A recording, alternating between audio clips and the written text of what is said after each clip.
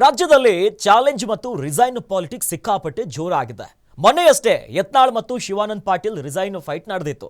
ಇದೀಗ ಪ್ರಿಯಾಂಕ್ ಖರ್ಗೆ ಮತ್ತು ಚಲವಾದಿ ನಾರಾಯಣಸ್ವಾಮಿ ಅವರ ನಡುವೆ ರಿಸೈನ್ ಪಾಲಿಟಿಕ್ಸ್ ಸಿಕ್ಕಾಪಟ್ಟೆ ಫೈಟ್ ಮಾಡ್ತಿದೆ. ಅಂಬೇಡ್ಕರ್ ಅವರ ಸೋಲಿಗೆ ಕಾರಣ ಯಾರು ಅನ್ನೋ ವಿಚಾರಕ್ಕೆ ಸವಾಲ್ ಹಾಕಿದ್ದಂತ ಚಲವಾದಿ ಅವರಿಗೆ ಪ್ರಿಯಾಂಕ್ ಖರ್ಗೆ ದಾಖಲೆಯನ್ನ ರಿಲೀಸ್ ಮಾಡಿ ಖಡಕ್ ಕೌಂಟರ್ ಕೊಟ್ಟಿದ್ದಾರೆ.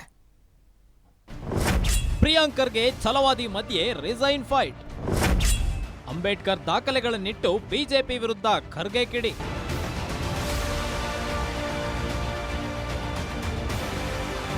ಅಂಬೇಡ್ಕರ್ ಅವರನ್ನ ಸೋಲಿಸಿದ್ದು ಕಾಂಗ್ರೆಸ್ ಅಂತ ಪದೇ ಪದೇ ಬಿಜೆಪಿ ಆರೋಪ ಮಾಡುತ್ತಲೇ ಬಂದಿದೆ. ಕಾಂಗ್ರೆಸ್ ಮತ್ತು ಬಿಜೆಪಿ ನಡುವೆ ಮತ್ತೆ ಜಟಾಪಟಿ ಶುರುವಾಗಿದೆ. ಅಂಬೇಡ್ಕರ್ ಅವರ ಬಗ್ಗೆ ದಾಖಲೆ ರಿಲೀಸ್ ಮಾಡಿದ್ರೆ ನಾನು ಪರಿಷತ್ ವಿಪಕ್ಷ ಸ್ಥಾನಕ್ಕೆ ರಾಜೀನಾಮೆ ಕೊಡ್ತೇನೆ ಎಂದು ಕಾಂಗ್ರೆಸ್ಗೆ ಸವಾಲ್ ಹಾಕಿದ್ರು. ಸವಾಲ್ ಸ್ವೀಕರಿಸಿದ ಸಚಿವ ಪ್ರಿಯಾಂಕ್ ಖರ್ಗೆ ಅಂಬೇಡ್ಕರ್ ಅವರ ಜೀವನ, ಚುನಾವಣೆ ಸೋಲಿನ ಬಗ್ಗೆ ಬರೆದ ದಾಖಲೆಗಳನ್ನ ಬಿಡುಗಡೆ ಮಾಡಿದ್ದಾರೆ. ಚಲವಾದಿ ನಾರಾಯಣಸ್ವಾಮಿ ಘೋಷಿಸಿದ್ದನ್ನ ಮಾಡಬೇಕು, ಇಲ್ಲವಾದ್ರೆ ಅವರ ಮಾತಿಗೆ ಬೆಲೆ ಇಲ್ಲ ಎಂದು ಕಿಡಿಕಾರಿದ್ದಾರೆ. ದಿನ ಬೆಳಿಗ್ಗೆ ಎದ್ರೆ ಇದೇ ಆಗ್ಬಿಟ್ಟಿದೆ ಬಿಜೆಪಿ ಅವ್ರದ್ದು, ವಿಶೇಷವಾಗಿ ವಿರೋಧ ಪಕ್ಷದ ನಾಯಕರ ಮೇಲ್ಮನೆದು. ಅದಕ್ಕೆ ನಾನು ಇದಕ್ಕೊಂದು ಅಂತ್ಯ ಕಾಣಬೇಕು ಅಂದ್ಬಿಟ್ಟು ಇವತ್ತು ಮುಂದೆ ಬಂದಿರೋದು. ಈ ಇಡೀ ಬಿಜೆಪಿ ನಾಯಕರಿಗೆ ನಾನು ರಿಕ್ವೆಸ್ಟ್ ಮಾಡ್ಕೋತಾ ಇದ್ದೀನಿ,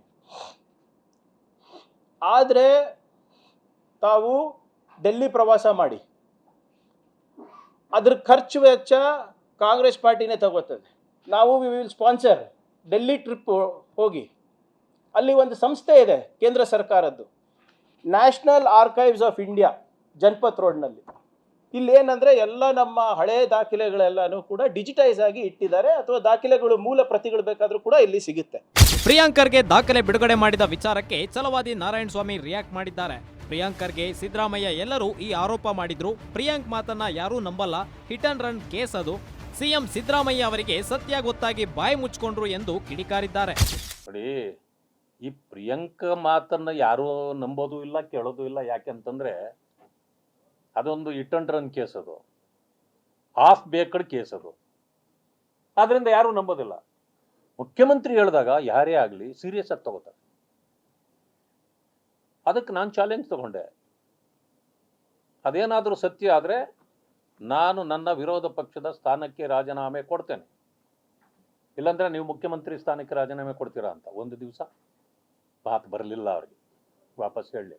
ಯಾಕೆ ಅಂದ್ರೆ ಸತ್ಯ ಗೊತ್ತಾಗೋಯ್ತು, ಅವ್ರು ಬಾಯಿ ಮುಚ್ಕೊಂಡು. ಸಿಎಂ ಸಿದ್ದರಾಮಯ್ಯ, ಮಲ್ಲಿಕಾರ್ಜುನ ಖರ್ಗೆ, ಜೈರಾಮ್ ರಮೇಶ್ ಭಾಷಣಗಳಿಗೆ ಬಿಜೆಪಿಯಿಂದ ಚಲವಾದಿ ನಾರಾಯಣಸ್ವಾಮಿ ಸವಾಲೆಸೆದಿದ್ರು. ದಾಖಲೆಗಳನ್ನ ನೀಡಿದ್ರೆ 1,00,001 ರೂಪಾಯಿ ಕೊಡ್ತೀನಿ ಎಂದು ಚಲವಾದಿ ಘೋಷಣೆ ಮಾಡಿದ್ರು.